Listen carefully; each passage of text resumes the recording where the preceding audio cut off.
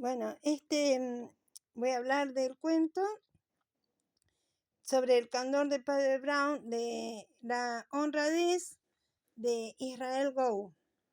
Esto está dedicado a la memoria de Ernestina Páez, que nos da mucha pena que haya muerto, y un deseo de que nuestros hermanos venezolanos puedan recuperarse lo más rápido posible. Y también para que todos los perritos y gatitos que están perdidos vuelvan a sus casas. Bueno, en un castillo de Glenside, en Escocia, vivía un lord, el lord de Glenside, que no me cuesta pronunciarlo. Solamente nadie nunca lo vio en el pueblo, solamente vivía con un lacayo, con un siervo, decían, está hecho en la época coetánea a Chesterton. Y contaba Chesterton que todos los herederos de ese castillo eran un desastre por sus excentricidades. Todos eran súper excéntricos y competían en sus originalidades, ¿no? Y también pasó con este último lord, que, bueno, nunca nadie lo vio, solamente veían al lacayo de él, era un muchacho que hacía todo, hacía de jardinero, de cocinero, compraba las cosas, pagaba las cosas, y era un muchacho que se llamaba Israel Gould, que era un pelirrojo con mandíbula grande, mucha barba y ojos muy azules, medio lelos, así lo describe.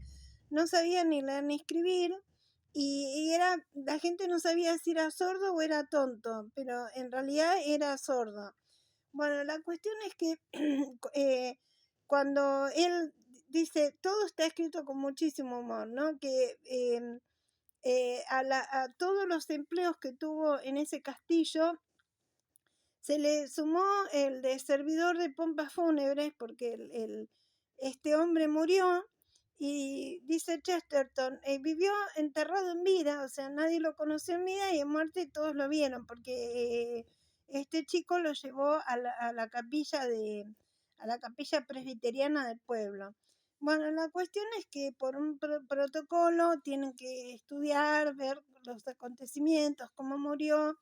Entonces van al castillo y una investigación de Scotland Yard con Flambeau, que era detective aficionado. Acuérdense que Flambeau antes había sido un ladrón, un estafador, pero lo reformó espiritualmente el padre Brown, y entonces después se dedicó a ser detective, igual que el padre Brown. Bueno, el padre Brown se toma una licencia en Glasgow y también va a ayudar. Bueno, van al castillo y entonces empiezan a ver cosas rarísimas, muy extrañas. Por ejemplo, el castillo no tenía luz eléctrica. Creo que en esa época tampoco había, ¿no? De 1910, 1920 habrá sido escrito. El castillo tenía un montón de velas, pero sin candelabros. Después había mecanismos de aparatos mecánicos, como relojes y otras cosas mecánicas, pero no el aparato, sino las partes de adentro, los resortes, algunas partes sueltas. Después, por ejemplo, estaban los lápices sin las partes de arriba, como con los gomines, estaban los gomines sueltos, todas cosas totalmente inconexas y muy raras. Y después una cosa que les pareció gravísima, bueno, velas sin candelabros, bastones sin las partes de arriba, sin las molduras, y una cosa que les pareció muy medio satánica, porque empezaron a tener conjeturas de que era algún rito satánico. Los misales tenían borrado la parte de las aureolas del niño Jesús, y también de la Virgen María, de los santos, las aureolas y otras partes importantes. Bueno, después van al cementerio privado que tenían en el castillo, y bueno, abren un digamos, una sepultura que estaba enterrada y ven que, bueno, siempre habla mucho de las decapitaciones de los esqueletos, tiene mucho humor negro, Chesterton, que no tenía la cabeza. Bueno, entonces encuentran la cabeza por otro lado, era un muerto que se había muerto hace mucho, ¿no? Era ya el esqueleto, y ven que, bueno, faltaban algunas partes de la este, dientes, bueno. Y ¿cómo se llama? Una de las frases que había dicho eh, Chesterton es que el pueblo escocés valoraba, para ellos, una tonadilla escocesa antigua que decía que la savia, para los escoceses, el oro es como la savia del árbol para la tierra de ellos. Bueno, entonces empiezan a pensar que este muchacho es un monstruo, que practicó cosas raras o que ahí había una secta o que había una secta pagana, porque si bien eran presbiterianos, por ahí pensaban que había grupos que practicaban la religión anterior de los escoceses. Bueno, un montón de conjeturas hasta que le contaron una historia de que este chico empezó a trabajar ahí porque este hombre era muy desconfiado. Y este chico antes, hace muchos años, había sido cartero. Entonces el hombre le había dado, por una carta que le había llegado, le había pagado, él había pensado que le había pagado un penique o medio penique.